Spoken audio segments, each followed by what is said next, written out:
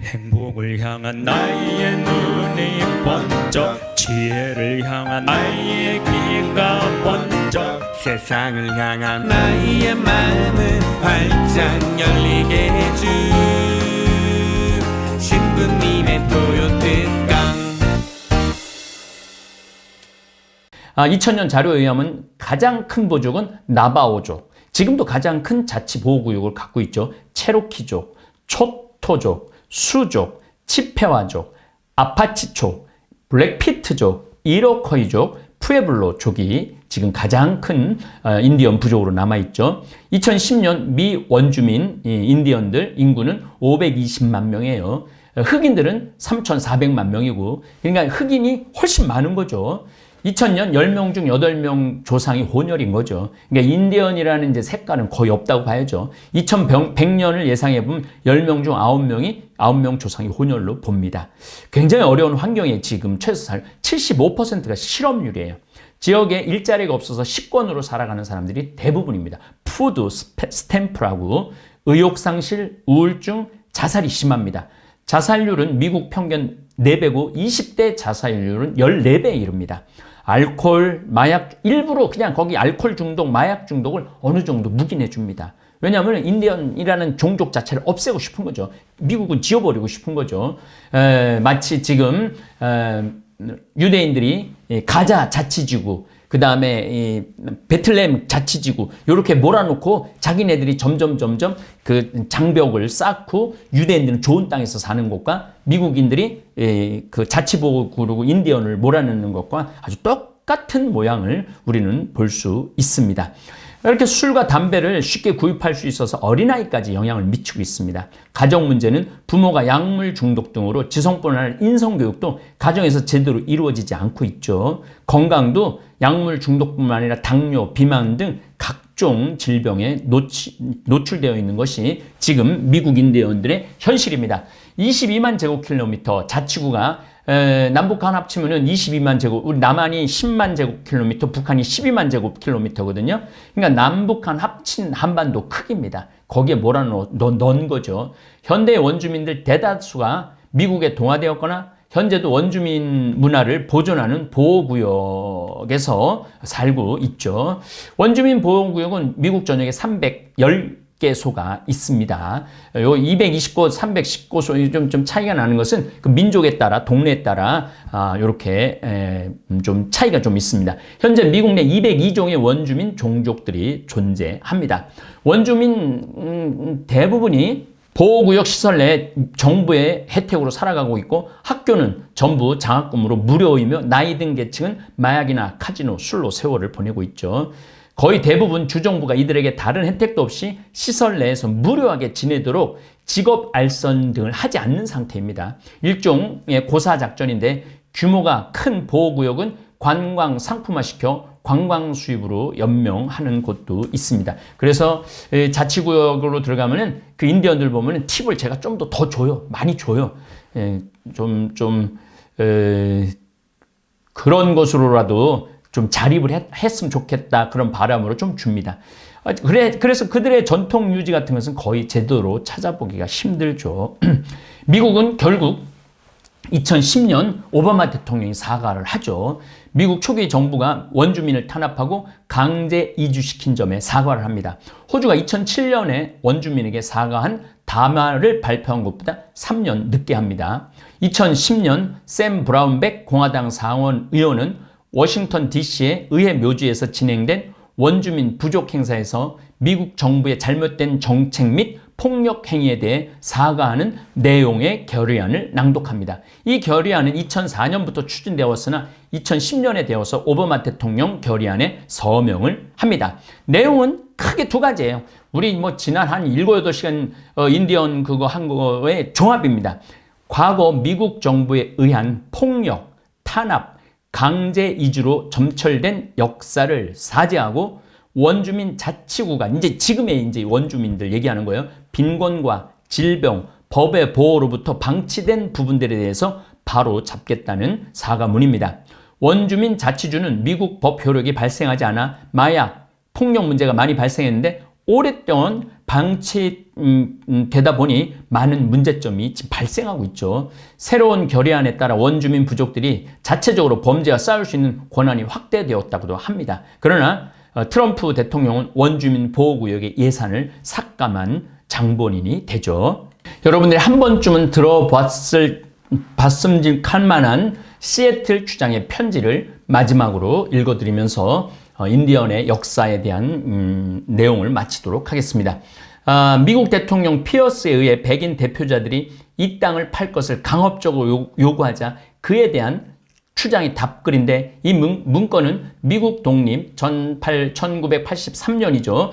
200주년을 기념한 고문서 비밀 해제로 세상에 나옵니다. 그러니까 나온 게 얼마 안 됐죠. 한 40년 됐던 거죠. 피어스 대통령은 추장 시애틀 편지에 감복하여 이 지역을 시애틀이라고 명명합니다. 캐나다 접경 도시 태평양 연안 서부 맨 끝에, 그러니까 서부 쪽으로 미국으로 맨 끝에 캐나다하고 연안 거기 시애틀이라는 시가 이 추장의 편지로 시애틀 시가 탄생을 합니다. 그리고 그 지역은 워싱턴 주예요. 워싱턴은 저 동부에 있는 거니까 워싱턴 DC, 이거는 워싱턴 주, 미국의 한 주입니다. 주의 시애틀이라는 그 지역의 이 시애틀 추장을 이름 따서 시애틀 시라고 부르죠. 내용이 좀 깁니다. 내용이 긴데 우리가 꼭 들어봐야 돼요. 들어봐야만이 다볼사이버 교우들, 또 우리 되살림 후원 회원들, 또 우리 23만 유튜브 구독자들은 제가 추구하고 있는 세상, 또 제가 추구하는 것보다도 우리 예수님께서 원하는 세상, 복음적인 게 이 안에 다 들어있어요. 그래서 얼마나 성숙한 편지인지 한번 읽어보도록 하겠습니다. 나와 함께 온 지금 당신들 앞에 서 있는 한 무리의 이 사람들은 나의 부족이며 나는 그들의 추장이다. 우리는 왜 이곳에 왔는가? 연어떼를 구경하기 위해서이다. 올해 첫 연어떼가 강물로 거슬러 올라오는 것을 축하하기 위해 여기 왔다. 연어는 우리의 주된 식량이기에 연어떼가 일찌감치 큰 무리를 지어 강의 위쪽으로 거슬러 오는 걸 보는 일만큼 우리에게 즐거운 일은 없다. 제가 알래스카에 갔을 때 우리 한국 교민들이 그 연어 올라올 때 연어 낚시하는 게 한 문화더라고요. 어마어마하게 올라오더라고요. 집집마다 연어가 다 있어요. 그래서 제가 월요일부터 거기 한 10일 정도 있었던 것 같은데 10일 동안 연어만 먹었던 기억이 나요. 집집마다 들어가면 연어를 꺼내갖고 그 냉동고에서 원도 한도 없이 연어를 먹었던 기억이 납니다. 그 숫자를 보고서 우리는 다가오는 겨울에 식량이 풍부할 것인가를 미리 안다. 오늘 우리 마음이 더없이 기쁜 까닭은 그 때문이다. 수를 헤아릴 수 없을 만큼 많은 연어떼가 햇살에 반짝이며 춤추는 것을 우리는 우리 눈으로 직접 보았다. 또 한 번 행복한 겨울이 우리를 찾아올 것을 짐작한다. 우리가 무리를 이루어 몰려왔다고 해서 전투를 벌이려고 온 것으로 생각하지 말아달라. 나는 당신들이 우리 땅에 온 것을 기쁘게 여기고 있다. 자, 대단하죠. 당신들과 우리는 모두가 이 대지의 아들들이며 어느 한 사람 뜻없이 만들어진 사람이 없다. 하지만 한 가지 묻고 싶은 것이 있다. 당신들은 이 땅에 와서 이 대지 위에 무엇을 세우고자 하는가? 어떤 꿈을 당신들 아이에게 들려주려는가? 아주 윽박지르는 내용이죠. 내가 보기에 당신들은 그저 땅을 파헤치고 건물을 세우고 나무들을 쓰러뜨릴 뿐이다. 그래서 행복한가? 연어떼를 바라보며 다가올 겨울의 행복을 짐작하는 우리만큼 행복한 것인가? 워싱턴 대추장, 대통령 얘기하는 거예요. 여기는 워싱턴 DC예요. 동부에 있는 대통령이 우리 땅을 사고 싶다고 전가를 보내왔다. 대추장은 우정과 신의의 말도 함께 보냈다. 그 답례로 우리 우위를 필요로 하지 않는다는 것을 알고 있으므로 이는 그로서 친절한 일이다. 그의 부족은 숫자가 많다. 이게 이제 거의 완전히 한 100, 한 3, 40년 전 얘기니까 그들은 초원을 뒤덮은 풀과 같다. 백인이 이렇게 많다는 거예요. 하지만 내 부족은 적다. 마치 폭풍이 휩쓸고 간 다음에 드문드문 서 있는 들판의 나무 같다. 백인 대추장은 우리 땅을 사고 싶다고 제의를 하며 우리에게는 아무런 불편 없이 살 수 있도록 하겠다고 덧붙였다. 거짓말인 거죠. 우리는 그대들 제안을 진지하게 고려해 볼 것이다. 우리가 땅을 팔지 않는다면 백인이 총을 들고 와서 우리의 땅을 빼앗을 것임을 우리는 잘 알고 있기 때문이다. 우리가 땅 안 판다면 총 들고 와서 다 쏴 죽이고 갖고 간다는 얘기죠. 그대들은 어떻게, 기가 막힌 말이 나와요. 그대들은 어떻게 저 하늘이나 땅의 온기를 사고 팔 수 있는가?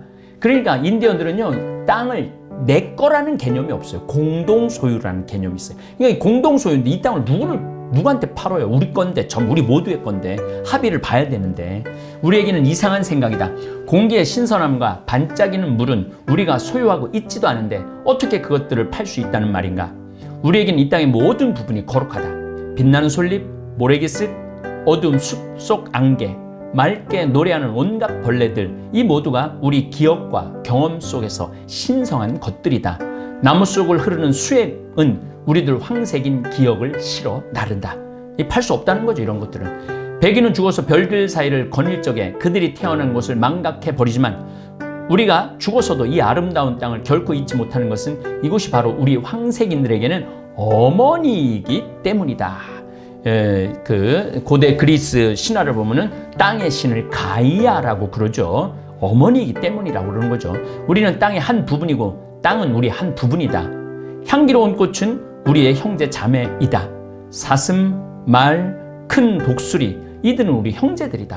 이 형제들이라고 해요. 그래서 뭐 잡을 때 미안하다고 그러고, 내 형제한테 미안하다고 그러고 절을 하고, 그리고 고기를 먹죠. 바위산 꼭대기, 풀잎, 수액, 조랑말과 인간 체험 모두가 한 가족이다. 워싱턴 대추장이 우리 땅을 사고 싶다고 전가를 보내온 것은 곧 우리 아버지가 되고 우리는 그 자식이다. 그러나 땅을 사겠다는 그대들 제안을 잘 고려해 보겠다. 우리에게서 이 땅은 거룩한 것이기에 그것은 쉬운 일이 아니다. 개울과 강을 흐르는 이 반짝이는 물은 그저 물이 아니라 우리 조상들의 피다. 만약 우리가 이 땅을 팔 경우에는 이 땅이 거룩한 것이라는 것을 기억해달라. 거룩할 뿐만 아니라 호수의 맑은 물속에 비친 신령스러운 모습들 하나하나가 우리네 삶의 일들과 기억들을 이야기해주고 있음을 아이들에게 가르쳐야 한다. 정말 백인들 듣기엔 부끄러운 거죠. 물결의 속삭임은 우리 아버지가 내는 소리이다. 강은 우리 형제이고 우리 갈증을 풀어준다. 카누를 날라주고 자식들을 길러준다. 만약 우리가 땅을 팔게 되면 저 강들이 우리와 그대들 형제임을 잊지 말고 아이들에게 가르쳐야 한다. 그리고 이제부터 형제들에게 하듯 강에게도 친절을 베풀어야 할 것이다. 아침 햇살 앞에서 산 안개가 달아나듯 황색이는 백인 앞에서 언제나 뒤로 물러났지만 우리 조상들 유골은 신성한 것이고 그들 무덤은 거룩한 땅이다. 그러니 이 언덕, 이 나무, 이 땅의 흙은 우리에게 신성한 것이다. 백인은 우리의 방식을 이해하지 못한다는 것을 우리는 알고 있다. 백인에게는 땅의 한 부분이 다른 부분과 똑같다. 그들은 한밤중에 와서는 필요한 것을 빼앗아가는 이방인이기 때문이다. 땅은 그들에게 형제가 아니라 적이며 그것을 다 정복했을 때 그들은 또 다른 곳으로 나아간다. 동부에서부터 서부까지 인디언 쫓아낸 그런 이야기를 여기에 다 깔려 있는 거죠. 백인은 거리낌 없이 아버지의 무덤을 내팽개치는가 하면 아이들에게서 땅을 빼앗고도 개의치 않는다. 아버지 무덤과 아이들의 타고난 권리는 잊혀지고 만다.